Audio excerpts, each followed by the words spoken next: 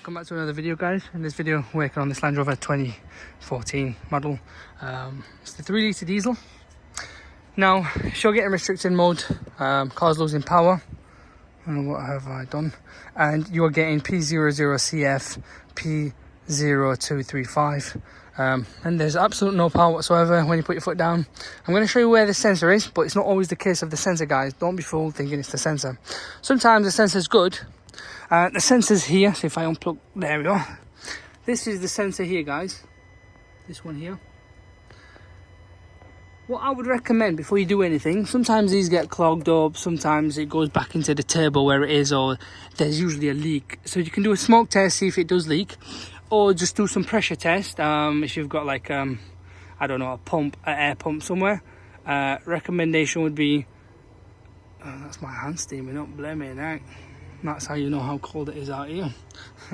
Anyways, back to our topic. Take this off, it's a screw, put some pressure in, see if it's leaking. You'll find out if it's not holding air. If it's not leaking, then change the sensor, do a adaptation reset, done, dusted. But that's where it is, and that's what it will trigger. And it's just a case of plug and play really, but get OEM original sensor, guys, as well.